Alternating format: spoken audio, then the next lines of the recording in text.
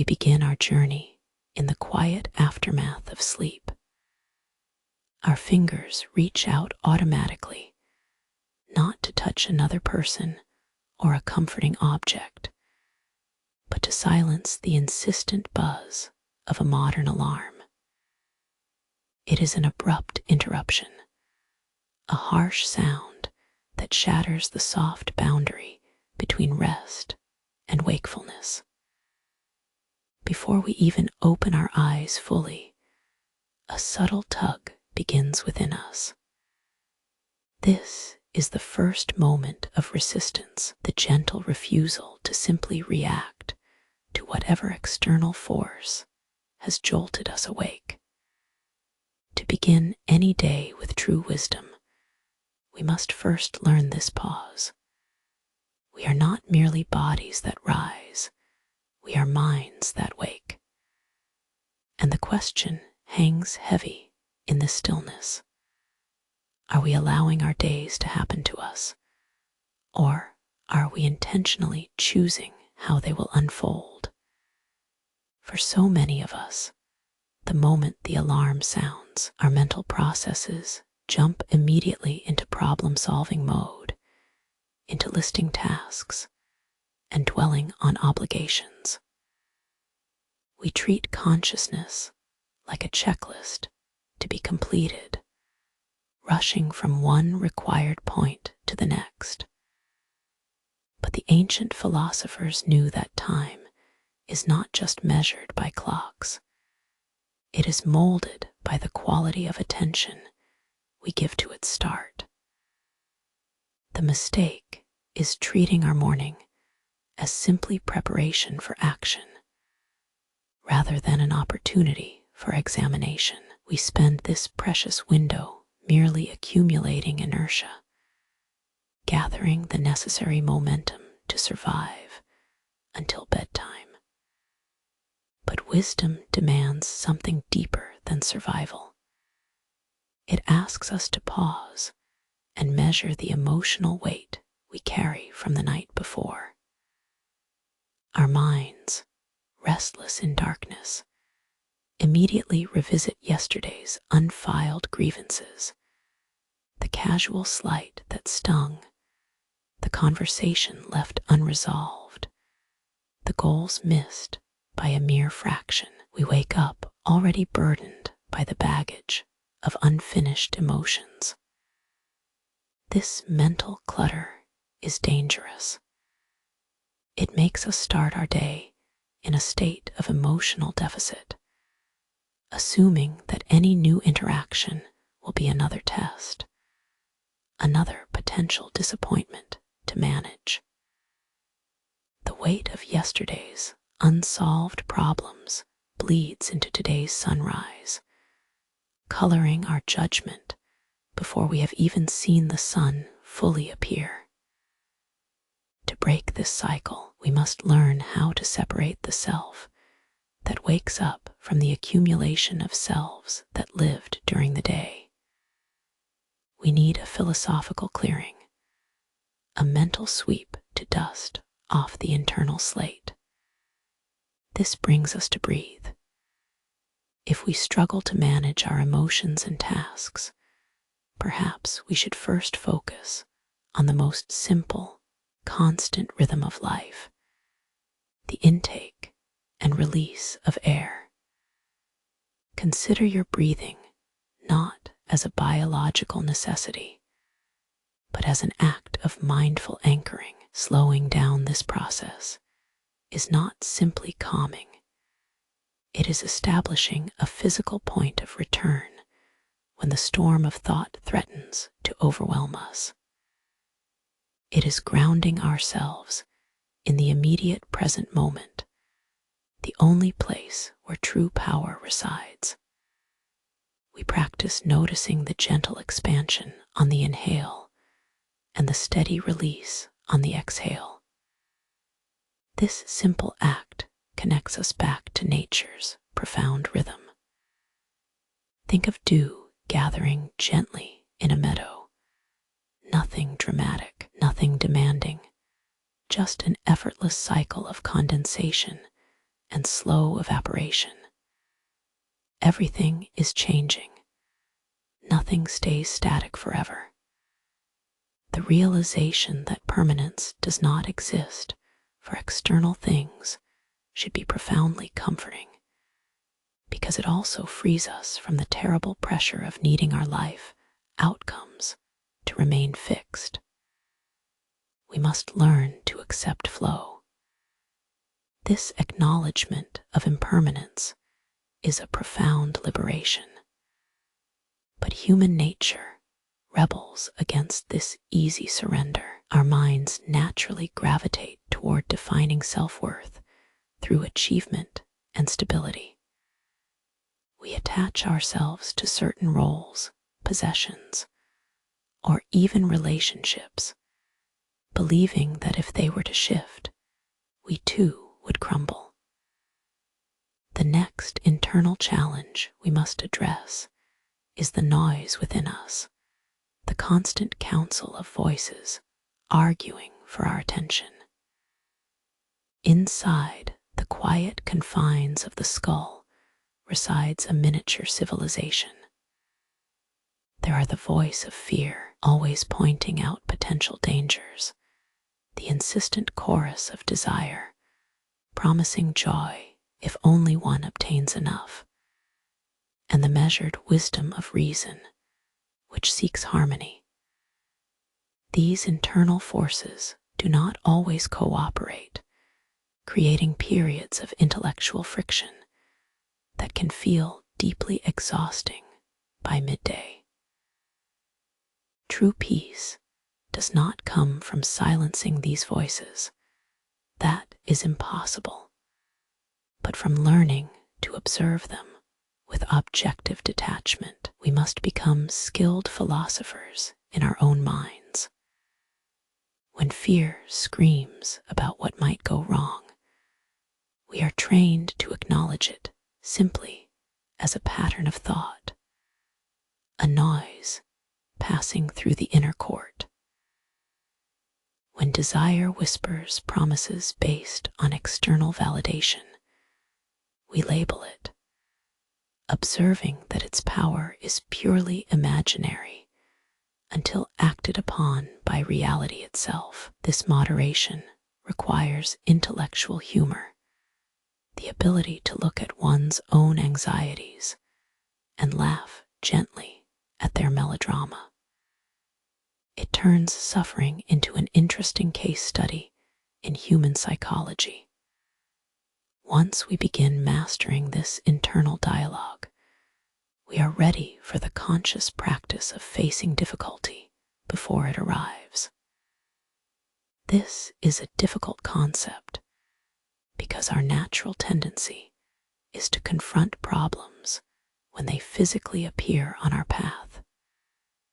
The unexpected detour, the biting word from a loved one, the failed presentation. Instead, we must adopt the practice of premeditation. We invite setbacks into our imagination. We visualize losing our keys, getting stuck in maddening traffic, or receiving criticism that stings deep. By performing this mental rehearsal, by running what-if scenarios like pilots studying worst-case weather, we do something immensely powerful.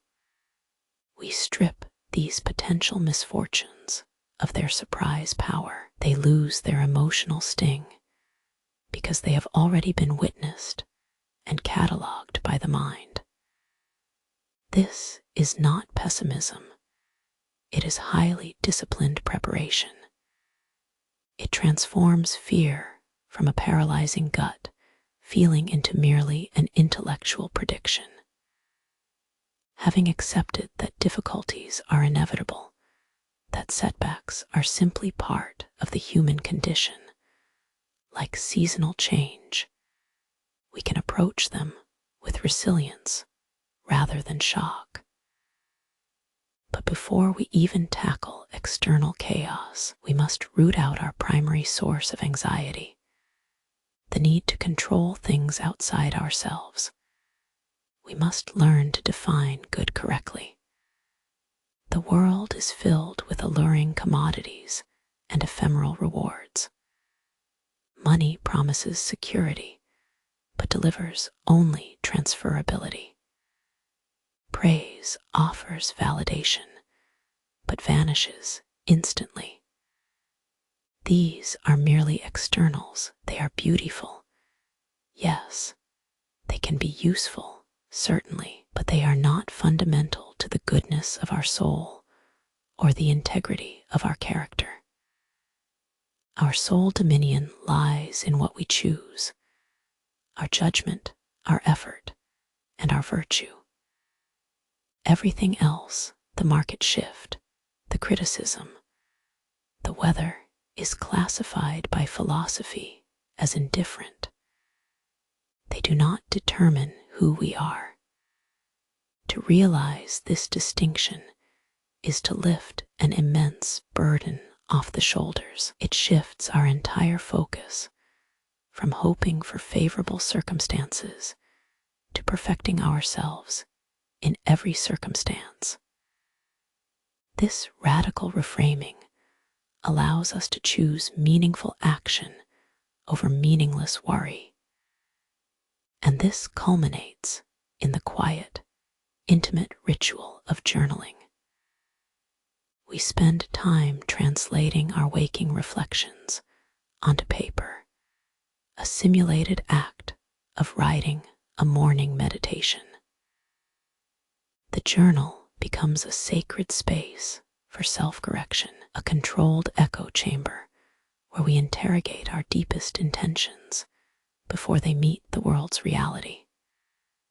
The questions posed should never be about what we must achieve, because that frames us as machines driven by tasks. Instead, we must ask, who do I want to be today? This shifts the goal from mere output to internal state. It directs us toward a character portrait rather than a performance review.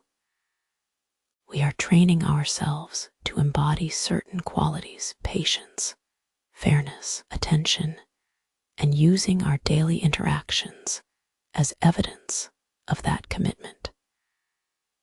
As we build this inner fortress of virtue, our gaze must naturally move outward.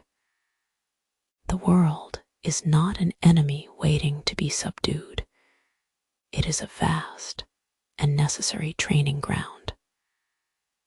Our relationships with other people become crucial philosophical exercises.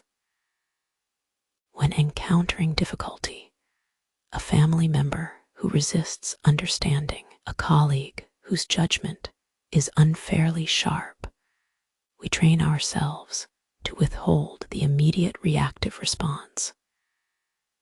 We treat these individuals not as sources of pain, but as necessary obstacles on our path toward better understanding of self. They are resistance training for the soul, demanding that we practice empathy and rational detachment, even when it feels unfair or exhausting. This outward focus forces us to refine our judgment constantly, and what helps solidify this inner peace is the conscious discipline of slowing down time itself. In a culture obsessed with speed, where every minute is marketed as a resource to be maximally exploited, rushing becomes an emotional failure. Rushing does not make us more productive. It makes us less mindful and inherently agitated. We must deliberately introduce slowness into our morning routine. The gentle, unhurried pouring of coffee, watching the slow drift of clouds across an immense sky. This intentional slackening creates a crucial space between stimulus and response. It is within this vacuum of time that wisdom can finally enter. It cannot be hurried out. It requires breathing room to settle in. By creating this deliberate gap, we move from reactiveness toward thoughtful choice. Finally, the day arrives, bringing with it its inherent chaos, its unpredictable elements, the traffic jam, the urgent request, the unavoidable disappointment. But the purpose of all this morning work is not merely to endure the passing hours. It is fundamentally about changing us. It is leaving the quiet solitude of our room and stepping out into the noise without shedding a piece of that hard-won peace. The walk from the threshold embodies the entire philosophy. We are no longer defined by the alarm, nor by yesterday's hurts, nor by the demands of others. We are defined by the conscious choice to meet reality with calm resolve. Our routine has ceased being a series of mere actions. It has become a fundamental commitment to character.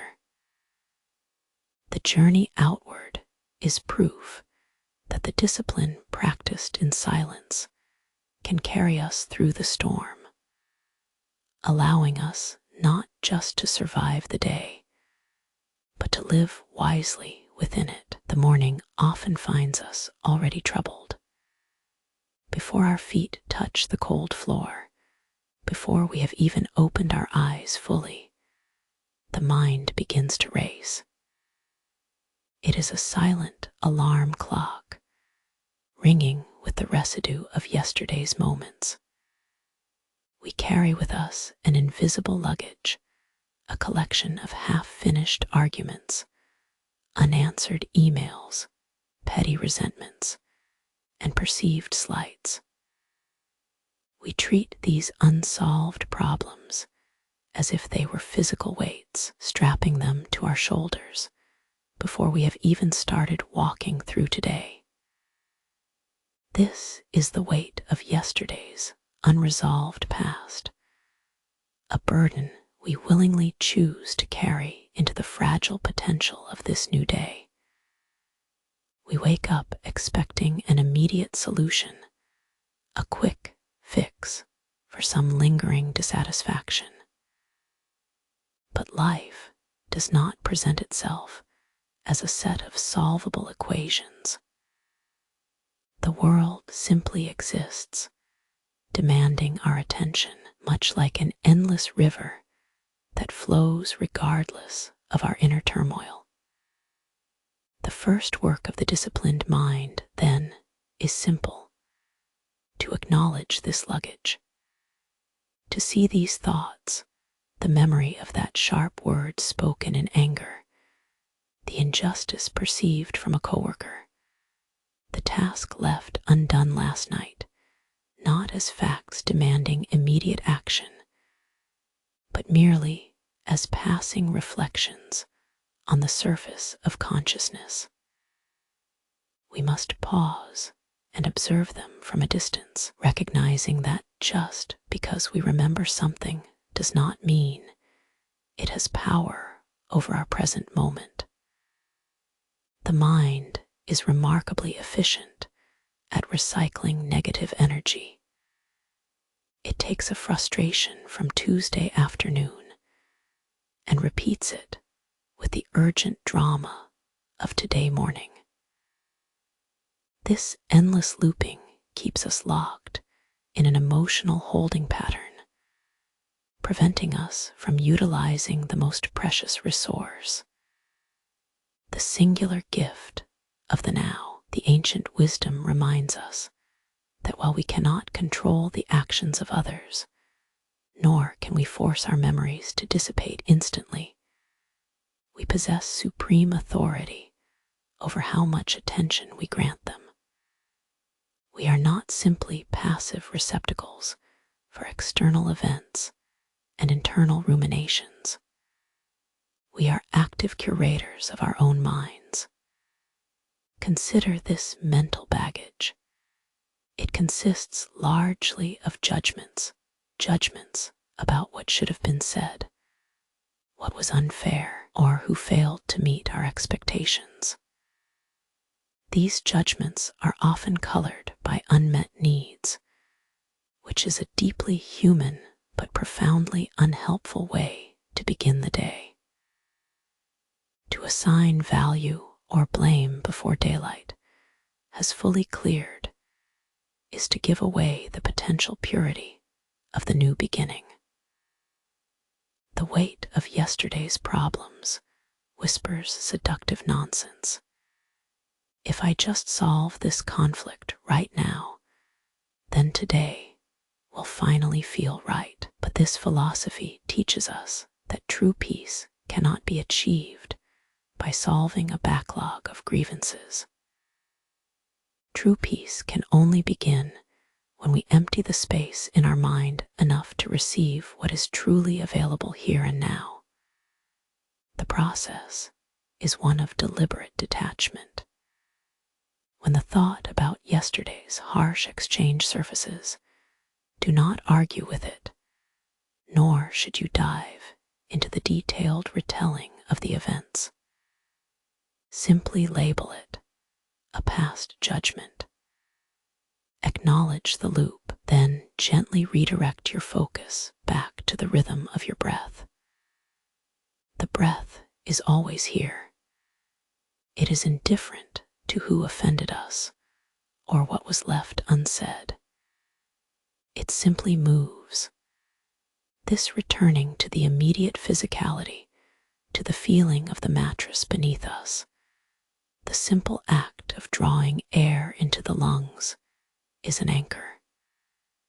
It pulls our awareness out of the abstract battlefield of memory and regret and roots it back in tangible reality. We must cultivate a healthy skepticism toward the dramatic pull of our own recollection. Often, when we replay these past scenes in our minds, we exaggerate the emotional stakes, making mundane interactions feel like epic betrayals or monumental victories. By applying a lens of objective detachment, we begin to see them for what they truly are: transient moments that have passed into the irreversible flow of time. Understanding this pattern is liberating. It tells us that the power we seek to reclaim, the peace, the focus, the calm judgment, is not held in resolving external conflicts, but in mastering the internal habit of returning to the present moment every single time our mind wanders back to what was. To drop the weight of yesterday is thus an act of self-respect, a conscious refusal to let old drama consume new possibility. It requires continuous practice, like lifting invisible weights, until they cease to feel substantial at all. We wake up every day carrying the residue of moments past, a subtle weight that seems to settle upon our spirit before we even fully open our eyes.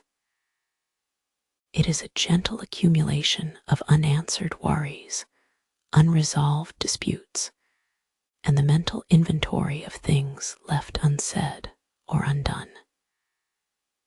This baggage from yesterday, these old thoughts about potential failures or unfair criticisms, tends to surface first. They pull us back, demanding that we engage with problems that have already transpired, problems that do not belong in the quiet space of the morning. Consider your mind as a restless river. When you first stir, the current is not yet directed. It simply carries everything: the sting of harsh words from a conversation yesterday, the itch of an expectation unmet, the vague anxiety about tomorrow's demands. And instinctively, we jump into this flow, grabbing at bits of yesterday's emotional debris. We mistake motion for progress, believing that by solving these lingering grievances mentally, we are somehow clearing the path to a better day. The ancient philosopher taught us a profound lesson in letting go. All moments are transient. They arrived, they held their shape, and now they are gone. To wrestle with what is already past is not only futile, but deeply counterproductive. It consumes energy that could be used for the immediate present, draining the precious reserves needed to greet the day with true alertness.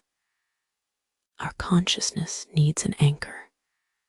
When we find our thoughts drifting back to past injustices or future anxieties, we must gently redirect their attention. This redirection is not a battle. It is a simple act of noticing. We observe these thoughts as they are mere mental echoes.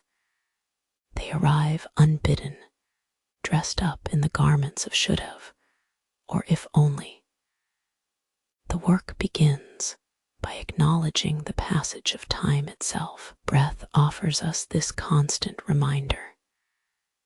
Breathe in, acknowledge that moment. It is now. Breathe out, release the notion that was attached to yesterday. With every exhale, we are practicing detachment from what cannot be changed. We anchor ourselves not in stories, but in rhythm, the simple, physical cycle of life sustained by air.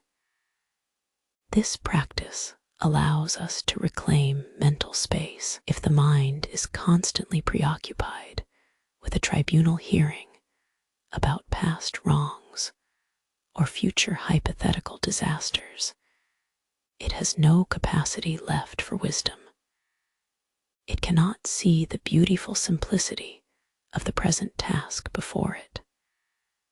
We are effectively teaching ourselves where our true boundaries lie, drawing a clear line between what was and what is. This inner cleansing is vital. So, as the morning light filters in, let us treat these looping thoughts not as facts demanding resolution, but as passing clouds across a vast sky.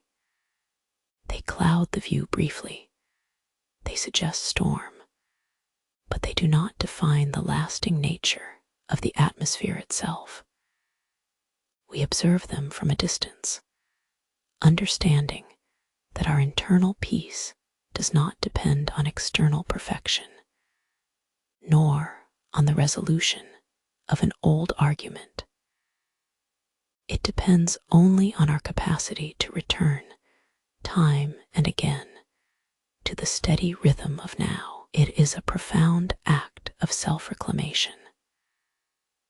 Recognizing that the energy spent revisiting yesterday's wounds or building scenarios for tomorrow's struggles is misplaced currency. We are teaching ourselves the boundless richness of simply being present. In this breath, at this moment, untouched by the sediment of time, we have journeyed inward. We learned to breathe through the weight of yesterday's burdens and anchor ourselves in the simple truth of the present moment. We established that our peace does not come from managing external chaos, but from mastering the delicate landscape within us. Now, we enter what Marcus Aurelius called the inner court. This is the grand amphitheater of your own self, a place where all parts of you convene to argue for control. Think of it as a council meeting that happens silently whenever you wake up and are confronted by day's inevitable demands. Here, there are voices that clash. The impatient voice that whispers for immediate gratification, the anxious voice haunted by what might have been or what might fail, and the reasoned, quiet voice of wisdom. This inner court is messy. It is full of unedited thought and dramatic confrontation. Sometimes, desire shouts loudest, promising quick comfort at any cost. Fear speaks in low tones, building elaborate scenarios of worst-case outcomes that rarely come true. And sometimes, even reason feels muted, overwhelmed by the sheer volume of emotional traffic. The goal here is not to silence these voices, for they are fundamental parts of your nature. The goal is moderation. It is learning how to sit in that council and observe the argument without taking a side immediately. It means recognizing the desperate impulse of desire, naming it gently, and acknowledging its plea without allowing it to dictate your action. Consider the emotional gravity of these internal clashes. When desire screams for immediate distraction, a scroll, a hurried meal, an artificial stimulus, it pulls you away from thoughtful presence.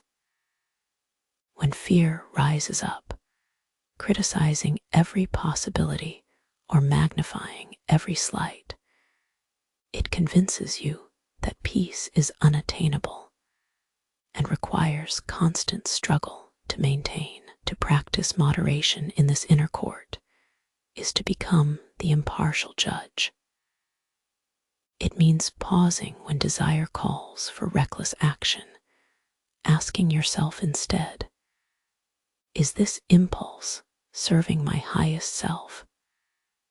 And when fear begins its spiral of what-ifs, stepping back to notice the thought as just a pattern of electrical activity, recognizing it not as prophecy, but merely passing mental chatter.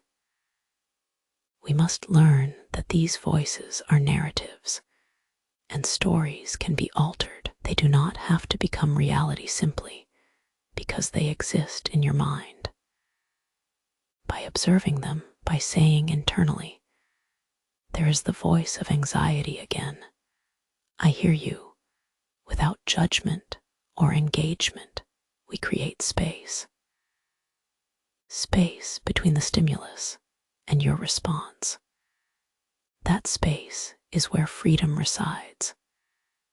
This intellectual humor, this ability to name our own anxieties with detached observation, is perhaps the most profound act of self-governance. It transforms internal conflict from a brutal war into an observed negotiation. We are not battling these forces. We are simply documenting them.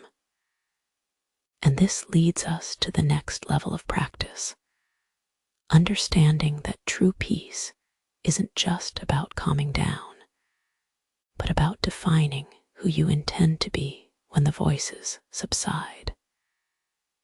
This brings us to the necessary self-inventory, or what Marcus called a council with your future self. We must ask ourselves fundamental questions, not about what we have, but about who we intend to become. Instead of defaulting to listing goals, I need to finish this project, or I must respond to that email by noon, we reframe the inquiry around character. Who do I want my response to be? When faced with professional frustration, what kind of person should I choose to be? Sharp and dismissive, or measured and understanding? When I am tempted by waste or comfort, who will my actions reflect? A slave to impulse or an architect of virtue. This process requires relentless self-correction. We are gathering evidence not of our external achievements, but of our internal consistency. By reviewing your own thoughts like historical accounts, what patterns did I repeat yesterday? Where did I compromise my better nature for temporary ease? You train yourself to be kinder and wiser today. The realization inherent in this counsel is that the most significant struggle we face is not with others, or even with fate itself, but with our own deeply ingrained habits of thought. Our default setting is often reactive. Jump up when the alarm sounds, snatch at old grievances, listen only to the loudest voice. To moderate the inner court means choosing a different default. It means giving yourself permission to be imperfect, because growth requires the messy rehearsal of self-improvement. Every time you observe an impulse and gently redirect your focus back to reasoned action, you are not just passing through the day, you are fundamentally rewiring the circuitry of your mind. You are strengthening the muscles of judgment and compassion.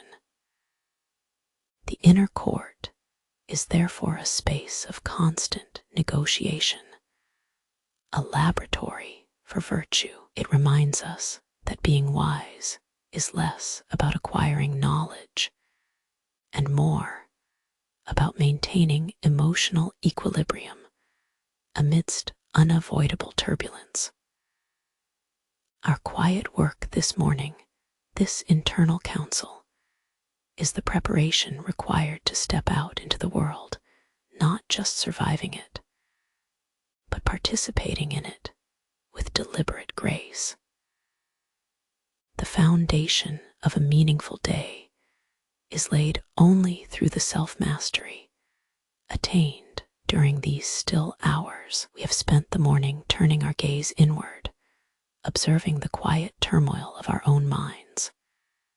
We learned to treat yesterday's anxieties not as facts, but merely as passing mental echoes. The most potent tool we discovered was the anchor of breath, grounding us in the relentless reality of the present moment. But inner peace is not a static achievement. It is a constant preparation. It requires practice. If we only rehearse calm moments, we are unprepared for difficulty. We must therefore learn to anticipate the inevitable disruptions that life will throw at us. This brings us to the mental rehearsal, the act of premeditating misfortune. This does not mean dwelling on pessimism or inviting suffering. Rather, it is a profound act of intellectual sovereignty. It is deciding beforehand how we will respond when things inevitably go wrong, thereby stripping potential setbacks of their raw power and surprise element. Think back to the morning ritual itself.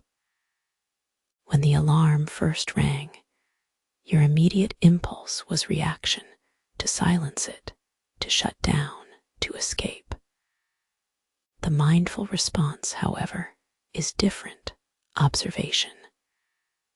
We are preparing ourselves for the moment we spill our coffee, the moment a colleague speaks sharply, or the sudden realization that we have lost something vital. By facing these imagined moments while calm and still, we train our judgment muscle to remain intact when real chaos arrives. The initial reaction to misfortune is always emotional. It triggers disproportionate despair, anger, or defensiveness. This automatic response stems from an expectation that things should be orderly, predictable, and easy. When reality violates this delicate assumption, the shock of disappointment can feel devastating. But what if we treat our expectations themselves as temporary? What if we build a mental shield not against bad things happening, but against our own suffering when they do happen? To practice premeditation is to ask ourselves these calm, bracing questions. If I lose my keys right before leaving the house, how will I feel in 5 minutes? Will I spiral into self-blame?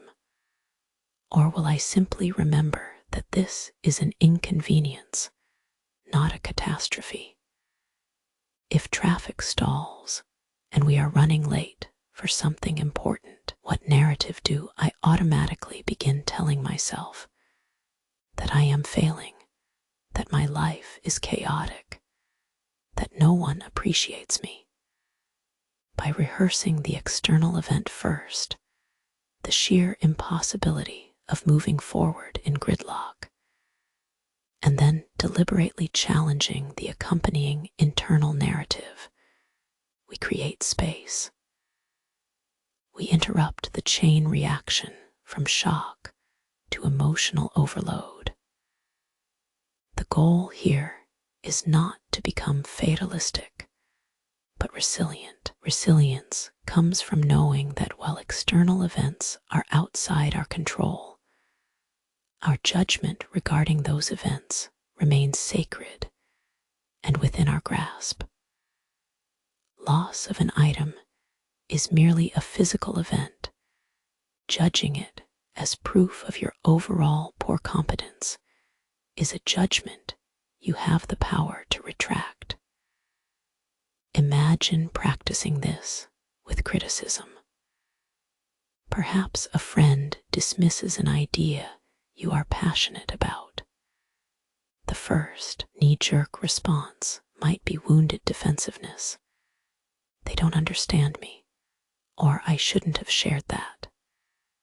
These reactions defend our ego, and the ego is fragile.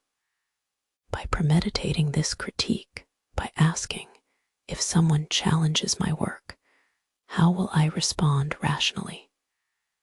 We preempt the emotional sting. We train ourselves to hear a piece of criticism not as an attack on your worth, but as merely data about another person's limited understanding or their own state of mind. The inner self thus becomes a proving ground for setbacks. It is where we simulate failure and minor disaster in a safe space. We are essentially becoming our own chief officers of crisis management. By running these mental drills, the lost wallet, the sharp word, the broken promise, we strip away the element of surprise, which is often the true source of suffering. The philosopher understands that the unprepared mind reacts, the prepared mind responds. The preparation does not guarantee a smooth journey, nor does it negate sadness, but it changes the internal experience of difficulty. It replaces panic with patience and helpless despair with deliberate action. This ability to modulate our emotional response in the face of chaos is perhaps the most critical mastery we can achieve before facing the world fully. This mental rehearsal shifts us from a mode of passive victimhood, of waiting for life to happen to us, to one of active self-governance. We are building the moral muscle memory needed for true freedom, realizing that the greatest obstacle to tranquility is not fortune itself, but our expectation that misfortune should somehow feel less painful than it actually does. By embracing the probability of pain, we prepare ourselves not just for survival, but for a disciplined kind of flourishing. We have spent time learning to manage the internal landscape. We learned that our most immediate battles are fought within us against the rising tide of regret, the demands of desire, and the urgency of expectation.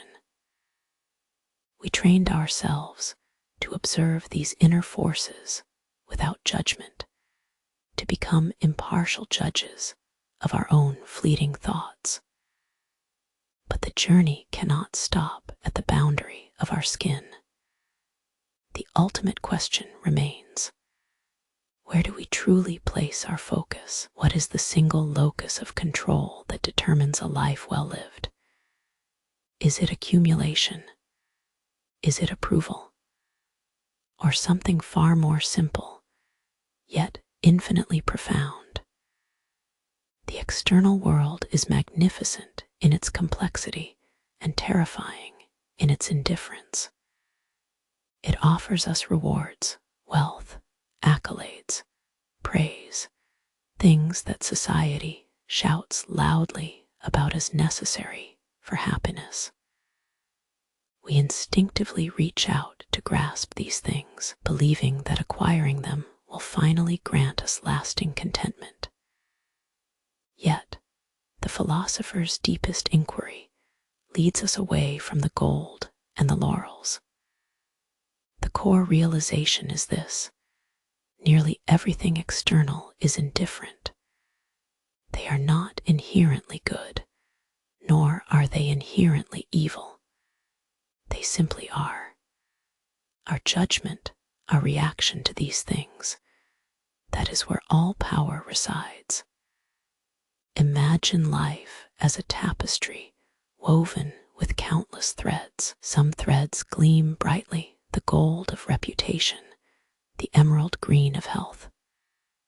These seem vital, but if we tear at them too hard, do they reveal true substance or just superficial brilliance?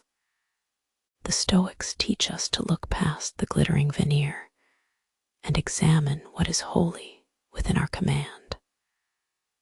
What does Marcus Aurelius call this internal domain? It is not a material possession. It is our character, our judgment, and our intent. This chapter asks us to define good, not in terms of outcome or result, but in terms of virtue itself. Virtue, which encompasses wisdom, justice, courage, and temperance, is the only true good. It is self-sufficient. It requires nothing external to grant its worth. If you possess virtue, you have already begun your journey toward a peaceful life, regardless of what happens tomorrow. Consider praise. Others may heap praise upon you for an act of selfless kindness or brilliant effort. We cherish it. It feels like validation, like proof that we matter. Yet, if the applause fades, leaving us alone in silence, does the value of your kindness diminish? No. The action itself remained good. The virtue remains untouched by the transient nature of opinion. Think also of wealth. Money is a powerful tool, capable of opening doors and mitigating suffering. It certainly helps, but can money buy quiet dignity? Can it purchase genuine inner peace? History suggests no. Fortune favors those who already possess solid moral foundations, not just deep pockets. The difference between what we desire and what we truly need comes down to this radical shift in perspective, the demarcation line between self and world. What happens when a storm hits? When life throws obstacles, illness, loss, failure at our unprepared souls. If we have built our sense of worth upon external pillars, those pillars will inevitably crumble, leaving us stranded and lost in the ruins of disappointment. The only reliable foundation is the one built within. It is effort guided by reason.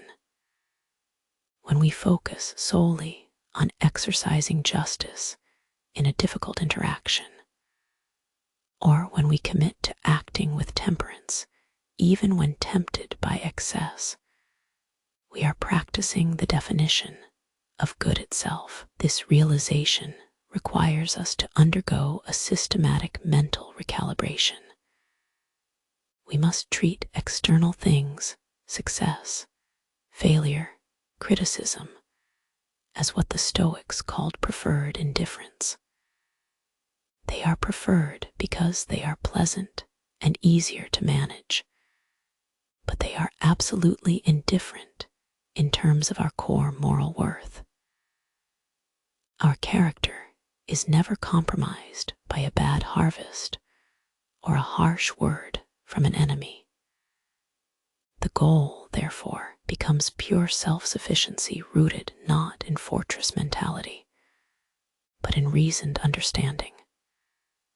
We train ourselves moment by moment that the only thing we genuinely own and the only thing truly necessary for happiness is our capacity to judge correctly and act rightly, right here, right now. This commitment is not merely passive endurance. It is an active engagement with our moral self, a ceaseless dedication to becoming better than we were yesterday. We accept that life will continue to throw unforeseen chaos at us. We accept the unpredictability of others.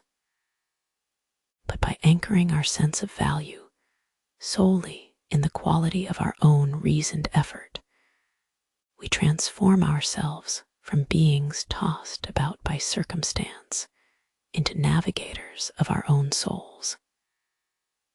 This is true freedom, a citadel built not with stone, but with unshakable judgment. The morning light arrives not as a sudden jolt, but as a gentle reminder. It pulls us out of the deep rest of sleep and into the demanding realm of consciousness. This quiet moment is sacred, an opportunity before the world demands our attention. We gather here today to understand this profound ritual, the practice of journaling one's thoughts at the dawn of the day. It is not merely recording what happened yesterday. It is a deliberate exercise in self-correction and preventative philosophy. The desk becomes the stage for an internal dialogue, a quiet counsel held between our mindful selves and our habitually reactive minds. The pen does not write facts, it writes intentions. To articulate our nascent beliefs on paper forces a necessary distance from them. It transforms fleeting thoughts into tangible statements that can be analyzed, critiqued, and refined. Think back to the previous lesson. We learned to observe conflict, the arguing desires, fears, and rational urges within us. The journaling process is simply giving these internal voices space to speak without immediate consequence. By writing them down, we move them from the hot emotional center of our chest into the cool, objective light of ink on paper. The central question that emerges at dawn must therefore not be what we plan to accomplish, for those are external metrics prone to disruption. Instead, The true inquiry must address character. Who do I want to be today? This single sentence contains an entire moral architecture.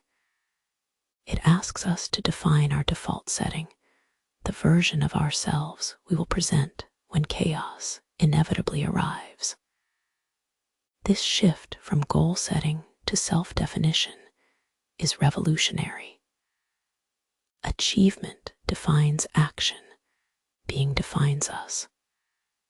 By focusing on the character trait, say patience or fortitude, we are not guaranteeing a specific outcome. We are building an internal resilience, a kind of moral armor that remains intact regardless of external events. The act becomes a mental commitment device. When we write, "Today I will approach criticism with rational inquiry rather than immediate defensiveness," we are not merely making a list item.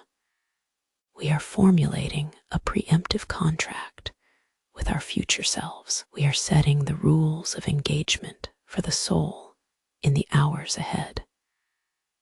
The journaling process demands vulnerability. It requires us to confront the self, the flawed, anxious, and often petty self, in the earliest light. What resentments from yesterday have I failed to truly let go of? Which small judgments about others am I still carrying as weights on my spirit? The written word becomes a gentle mirror held up to the subconscious mind. It exposes patterns we would rather ignore. The tendency towards complaint, the quick leap to judgment, or the disproportionate emotional reaction to minor inconveniences. And this self-knowledge is the most valuable resource we possess. The insights gained in this quiet communion with the page allow us to adjust our inner bearings before we even face the noise of the city or the demands of colleagues.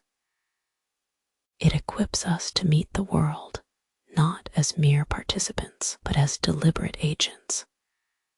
Consider the immediate consequences of skipping this morning ritual. Without that defined intent, we are left adrift. We become passengers carried by circumstance, reacting knee-deep into yesterday's unresolved emotional sludge and tomorrow's unformed anxieties. Our reactions are patterned after old mistakes, predictable in their weakness. But when we commit to defining our character first, something profound shifts. The world does not suddenly become easier. The traffic jams persist. The difficult conversations remain. And human folly continues unabated. However, our internal landscape changes. We meet difficulty from a position of reasoned choice rather than automatic reflex. We are practicing cognitive discipline in miniature. By writing down our virtues for the day, courage when facing uncertainty, justice when judging others, temperance when indulging desire, we rehearse those moral muscles until they become stronger and more reliable.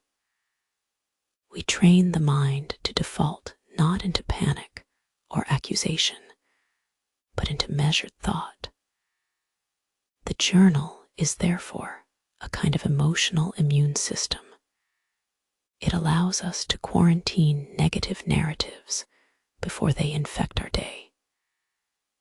If I write that my goal today is acceptance, then when a setback occurs, a project fails, a person disappoints me, my trained mind has a pre-existing framework to fall back on. The understanding that while outcomes are fleeting and external, my own reasoned disposition remains sacrosanct. The quiet intimacy of this act reminds us of the profound power contained within mere reflection. It is less about writing answers and more about asking better questions of ourselves. The morning journal is not a spiritual remedy. It is an operational manual for the disciplined life. It ensures that when we finally rise, step away from the table, and confront the unavoidable chaos of the day, we are equipped, not merely hoping to react well, but actively intending to be well. We have spent the morning looking inward. We examined the self, the turbulent inner court, the burden of unaddressed desires, and the power of our own rational response to misfortune. This training is essential because it secures who we are when the world demands that we react.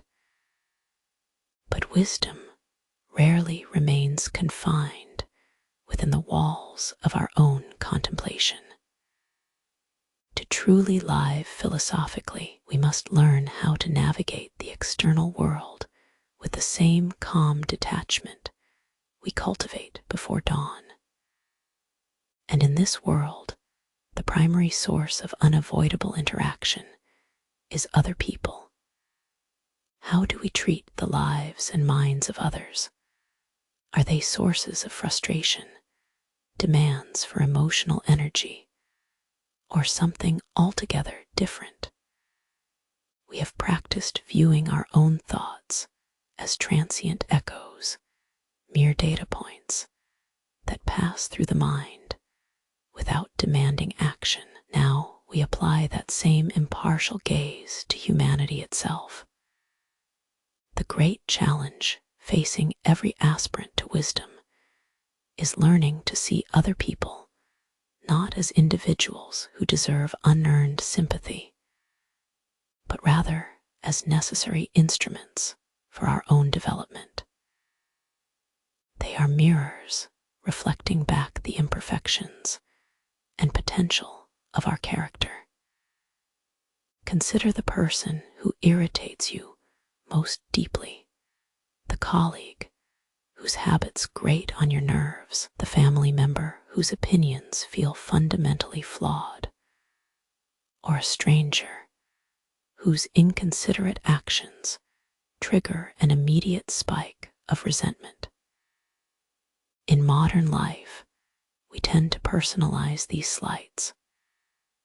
We view them as attacks aimed specifically at us, demanding that they change their behavior so that our internal peace can be restored. This assumption is perhaps the most exhausting and philosophically incorrect trap we can fall into. The Stoic perspective asks us to widen our circle of responsibility dramatically. Our job is not to manage other people's actions or feelings. That sphere belongs entirely to them. What we can control, as always, remains the single point of entry, our judgment and our response. When confronted with difficult behavior, say, needless gossip, chronic tardiness, or willful incompetence, the reactive impulse is immediate anger or withdrawal. The philosophy demands a conscious pause, an intellectual resistance. The realization dawns here that other people are not simply obstacles to your inner tranquility. They are the very material upon which virtue must be exercised. A person who challenges you by being needlessly critical, for instance, offers you a raw opportunity, the chance to practice patience when anger feels easy. The frustrated driver offers the lesson of maintaining equilibrium under chaos. The demanding superior offers the test of judgment versus reaction. This shift in perspective is profound because it redefines suffering. Suffering is not caused by external events, nor even necessarily by other people's specific actions. Rather, suffering arises from our mistaken internal attribution. We label something that simply is as something that should be. We become disappointed because reality has failed to meet the expectation of how others ought to behave. The core practice here is cultivating radical acceptance, not merely accepting what happens, but fundamentally accepting who other people are at this moment. Accepting their limits, their emotional failings, and their flawed rational capacity, without demanding they conform to your ideal self-image of humanity. This is not passive resignation. It is an active mental effort to redefine the terms of engagement. When we approach others as training partners, our relationship with them fundamentally changes. They cease being targets of our moral outrage or sources of emotional depletion. Instead, they become living case studies in human nature and opportunities to hone virtues like compassion, forbearance, and rational understanding. We are practicing a kind of social stoicism, the idea that the greatest crucible for self-mastery is not solitary meditation, but messy, unpredictable community. This requires monumental intellectual empathy. It means remembering that every person you encounter is themselves grappling with an unseen set of emotional burdens, anxieties, and unresolved grievances, much like you were struggling this very morning to silence the echo of yesterday's undone tasks. We extend ourselves a grace we are then ethically required to grant others. The true measure of your developed character does not appear when everything is peaceful. It emerges in the friction. It appears when that difficult coworker speaks condescendingly, or that relative makes an insensitive joke. In those moments, you have two choices. Allow your inner court to descend into conflict, demanding fairness and justice from the world, or employ reason to elevate yourself above the immediate fray. To choose reason is the act of finding the Stoic ally within them, recognizing their flaws not as personal affronts, but as necessary lessons for your own persistent growth. This outward focus solidifies all the inner work you have done, grounding in the breath, self-correction through journaling, and maintaining a relentless focus on virtue alone. It completes the circle, transforming isolated wisdom into active, integrated citizenship of the human race. We have spent time looking inward. We examined the inner court, refining our judgments and building a bedrock of reasoned self-awareness. But philosophy is not merely an exercise in quiet contemplation. It is preparation for life itself, for the moments when the world inevitably intrudes with its clamor and demands. It has become an ingrained practice to view every encounter, every setback, and even the mundane rhythm of a passing day as a chance to practice virtue. We learn to meet friction not with panic or defensiveness, but with cool, rational observation. Our entire morning routine has been designed to build this robust internal muscle, transforming us from reactive beings into self-governing agents. Yet, there is an overlooked element in this preparation: time itself.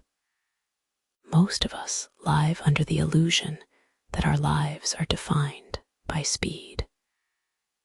We treat seconds like finite commodities, running from one task to the next, fueled by a continuous sense of urgency. This frantic pace often mistakes activity for progress, believing that sheer motion equals moral good or happiness. But what if true purpose lies not in speeding up, but in mastering the pace? What if the antidote to modern anxiety is not more efficiency, but deliberate slowness? We are conditioned from childhood to rush, to be prompt, to be quick, to complete before one feels prepared. This haste creates a fundamental flaw in our philosophical state. It leaves no space for wisdom to enter. Consider the unhurried start, the moment you have intentionally carved out space between the sudden jarring alarm and the necessity of action. In that gap, there is potentiality. It is the pause between breaths, magnified into an entire mental landscape. When we move too quickly through our mornings, when we jump from the bed to the phone, from thought to task without pausing, we are merely reacting to the demands placed upon us. We have not granted ourselves the necessary moment of authorship over our own minds. That space is where Marcus Aurelius taught us that the greatest work happens. It is here that we shift from simply responding to life to intentionally composing it. The power of slowing down time is profound because it allows for observation before reaction. When everything is rushed, judgment becomes automatic, a reflex pulled by habit or urgency. But when we slow the process, our inner judge can rise up again. It gives us room to catch that initial wave of emotional irritation, to observe the knot of worry tightening in the chest, and to say simply, "Wait, observe this feeling. Where did it come from?" This is not mere luxurious dawdling. It is active mental stewardship. It is building what I call philosophical slack into the structure of your day. This intentional margin gives you time to process potential irritations that might otherwise spill out as unnecessary conflict in traffic or unwarranted resentment toward a colleague. You are practicing patience before the difficult person even arrives. Imagine the quiet ritual, pouring coffee slowly, observing the steam rise and dissipate, a perfect metaphor for impermanence.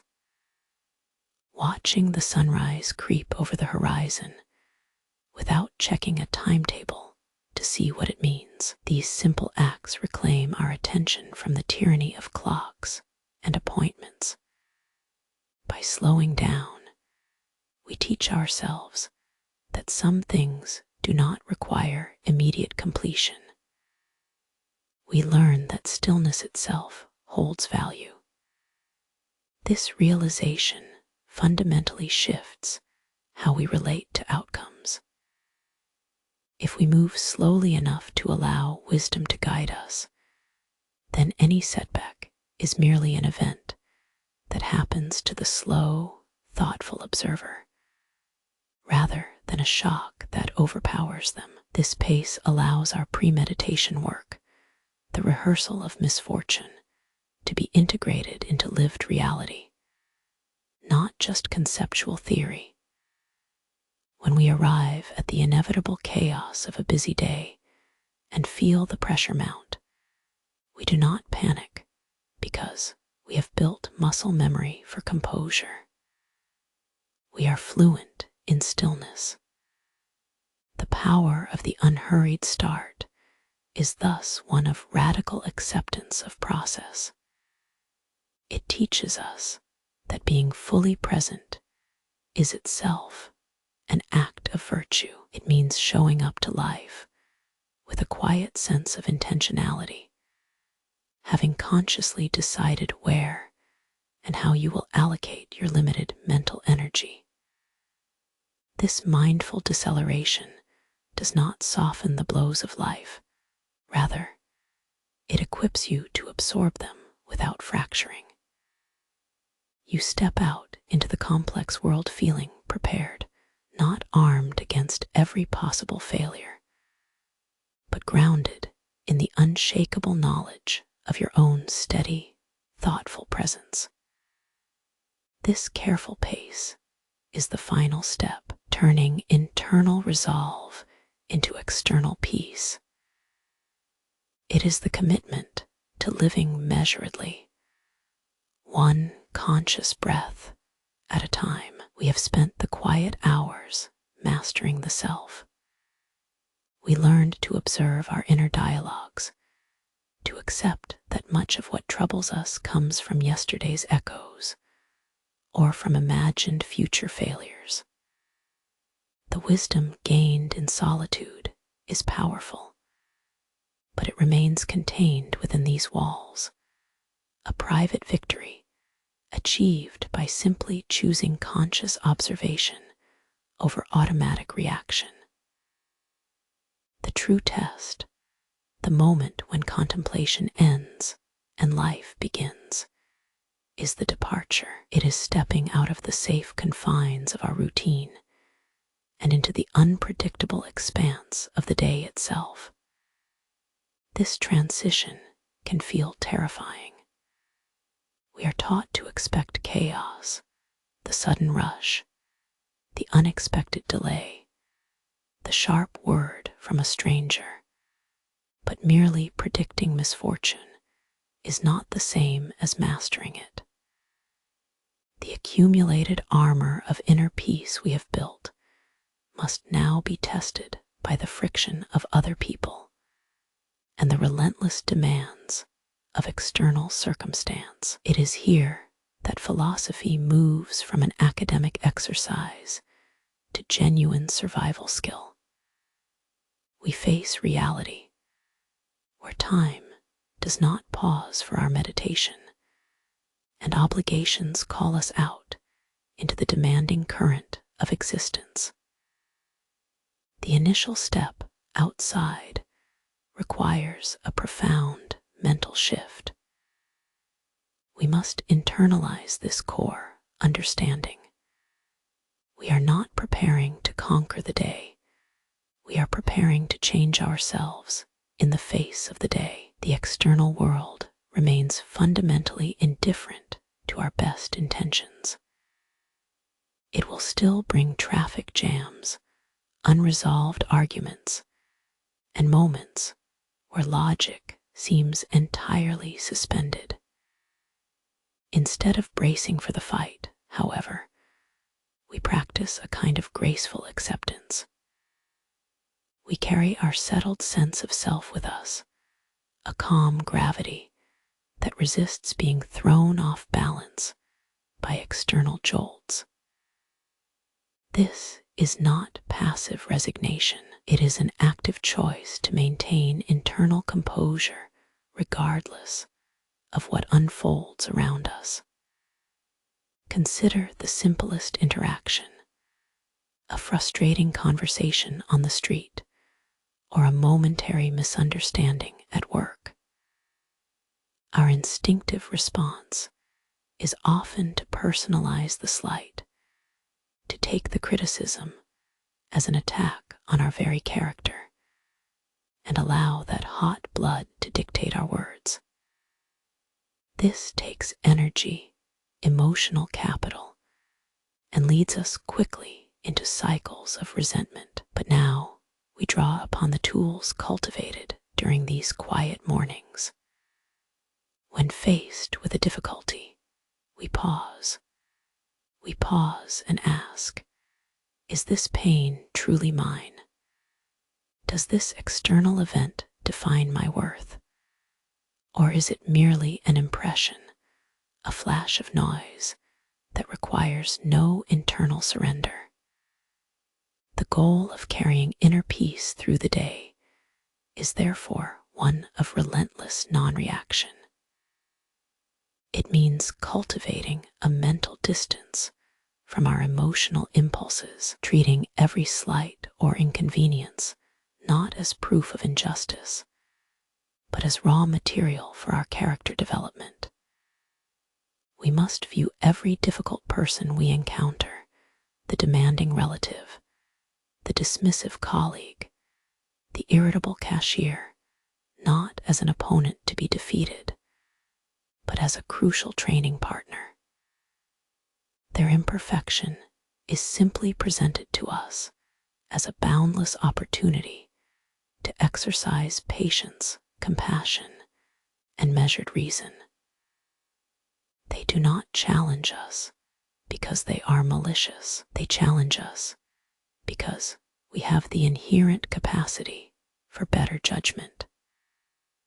The practice shifts from self-reviewing our past selves to judging how we will interact with others' flaws in the present moment. It is a radical empathy paired with rigorous emotional detachment. We acknowledge their limitations while steadfastly guarding our own internal boundaries against contamination.